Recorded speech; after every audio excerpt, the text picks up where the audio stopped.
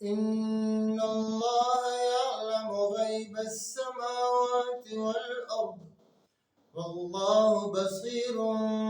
بما تعملون۔ اس میں کوئی شک نہیں ہے کہ اللہ رب العالمین آسمانوں اور زمین کی پوشیدہ چیزوں کو جانتے ہیں، اور اللہ سب کچھ دیکھ رہے ہیں جو کچھ تم کر رہے ہو۔ اگر سورۃ الحجرات کی اس آخری آیت کو، آیت نمبر 18 کو، سورۃ الحجرات کی ساری آیتوں پر رکھا جائے، ان کے ساتھ ملا کے اس کو پڑھا جائے، تو ہم یہ دیکھیں گے کہ پہلی آیت میں جو بات ہوئی ہے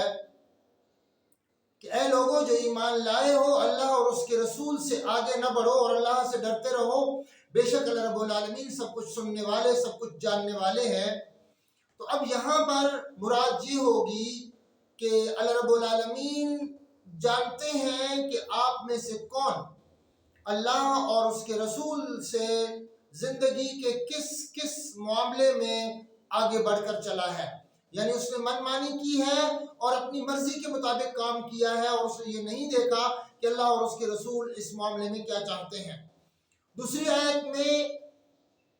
جیسے فرمایا کہ اے لوگوں جو ایمان لائے ہو، تم اپنی آوازوں کو نبی صلی اللہ علیہ وآلہ وصحبہ وسلم کی آواز سے بلند نہ کرو، اور ان سے اس طرح زور زور سے باتیں نہ کرو جس طرح اونچی آواز میں آپس میں ایک دوسرے سے باتیں کرتے ہو، کہیں ایسا نہ ہو کہ تمہارے سارے اعمال ضائع ہو جائیں اور تمہیں پتہ بھی نہ چلے۔ یعنی اللہ رب العالمین کو معلوم ہے کہ کس کی آواز رسول کی آواز سے بلند ہو رہی ہے،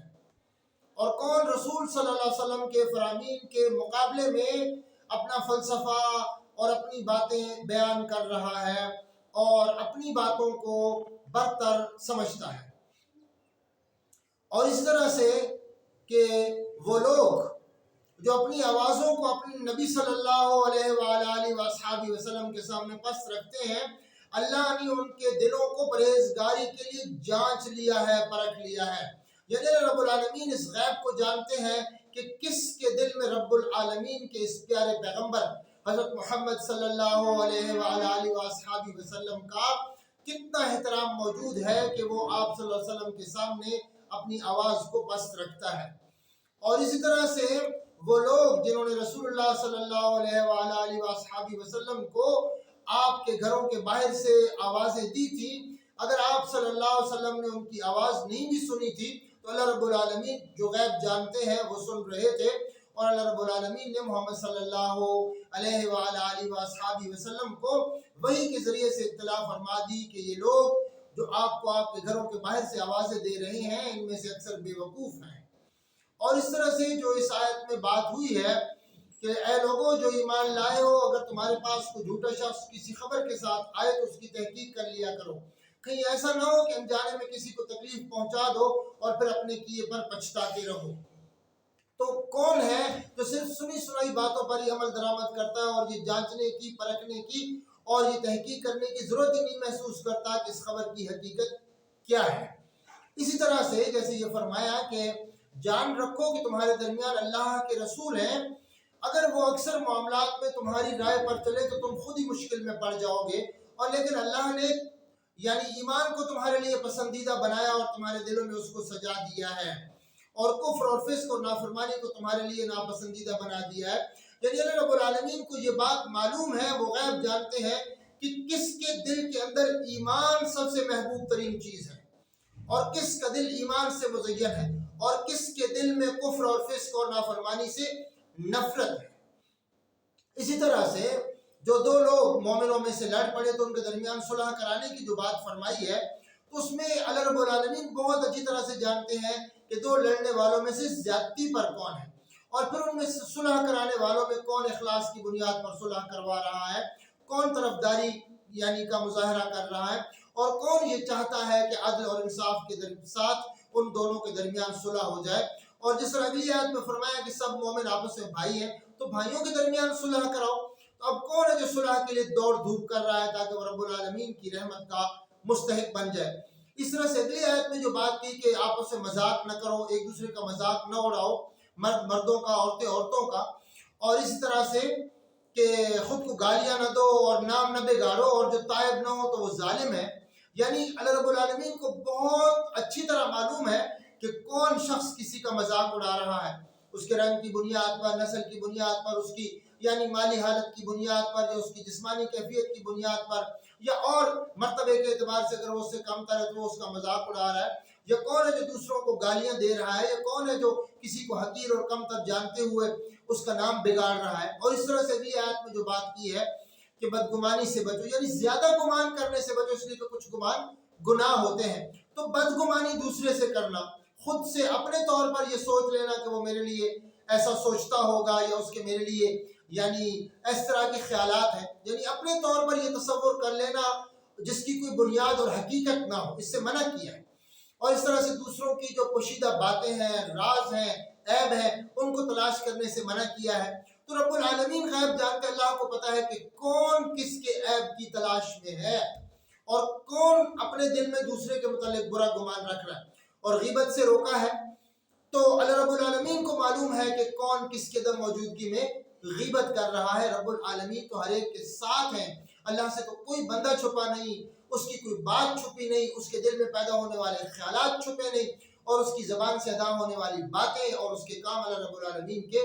سامنے ہیں۔ اس طرح سے اگلی آیت میں جو لوگوں کی بات کی جنہوں نے آ کر کہا ہے کہ ہم ایمان لائے، تو ان کو یہ کہا گیا کہ تم کو ایمان نہیں لائے، ہاں یہ کہہ سکتے ہو کہ ہم ظاہری طور پر فرمانبردار ہو گئے۔ تو اب یہ دیکھیں کہ اللہ رب العالمین غیب کو جانتے ہیں، اللہ کو پتا ہے کہ کس کے دل میں کتنا ایمان ہے،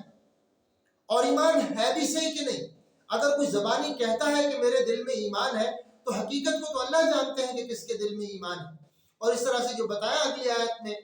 کہ سچے مومن تو وہ لوگ ہیں جو اللہ اور اس کے رسول کے ساتھ ایمان لائے اور پھر اس میں کوئی شک نہیں کیا، اور اپنی جانوں اور اپنے مالوں کے ذریعے سے اللہ رب العالمین کے راستے میں انہوں نے جہاد کیا ہے، وہاں اپنی جانیں کھپائی ہیں، جت گئے اس راستے میں۔ تو اللہ رب العالمین کو اچھی طرح سے پتا ہے کہ کس کا دل ایسا ہے کہ اس کے دل میں ایمان لانے کے بعد ان یعنی جو اندیکھی جو وہ ایمان لایا، جو چیزیں اس کو نظر نہیں آتی، جیسے رب العالمین کو نہیں دیکھا، جنت جہنم کو نہیں دیکھا، قبر کی زندگی کو اس نے نہیں دیکھا، تو ان چیزوں پر کس طرح وہ ایمان لا کے کسی قسم کے شک میں وہ نہیں پڑا، اور اس کو پورے طور پر یقین ہے اس کے سچا ہونے پر، رب العالمین کے وعدوں پر۔ اس طرح سے جو اگلی آیت میں بات کی ہے کہ کیا تم اللہ کو بتاتے ہو اپنا دین، حالانکہ اللہ آسمان اور زمین کی ہر شے کو جانتے ہیں، اللہ رب العالمین ہر ایک چیز سے پورے طور پر باخبر ہے، مطلع ہے، اللہ کے علم میں ہے۔ تو کون شخص ہے جو اپنے ایمان کا، اپنے اسلام کا اور اپنی دینداری کا ظاہری اظہار کر رہا ہے؟ یہ رب العالمین کو غیب پتا ہے۔ اگر کسی بندے کو نہیں بھی پتا تو رب العالمین کو معلوم ہے۔ اور جیسے فرمایا کہ اے محمد صلی اللہ علیہ وآلہ وصحبہ وسلم، آپ پر احسان کرتے ہیں اپنے اسلام کا، ان سے کہیے اپنے اسلام لانے کا میرے اوپر کوئی احسان مت چڑھاؤ، بلکہ اللہ کا احسان مانو کہ اس نے تمہیں ایمان قبول کرنے کی توفیق دی ہے۔ اگر واقعی ایمان میں سچے ہو، اگر سچے ہو تو سجدے میں رہو گے،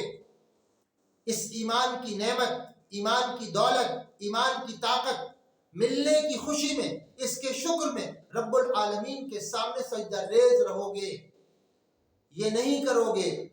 کہ رسول پر احسان چڑھاؤ کہ تم نے ایمان قبول کر لیا، تم نے رسول پر کوئی احسان نہیں کیا، کسی اور پر کوئی احسان نہیں کیا۔ اگر تم نے احسان کیا ہے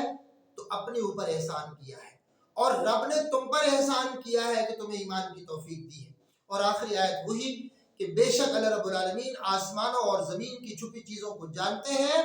اور اللہ رب العالمین دیکھ رہے ہیں جو کچھ تم کر رہے ہو۔ یعنی تمہارا کوئی کام اللہ رب العالمین سے پوشیدہ نہیں ہے، اس کی نگاہ کے سامنے ہے۔ اس لیے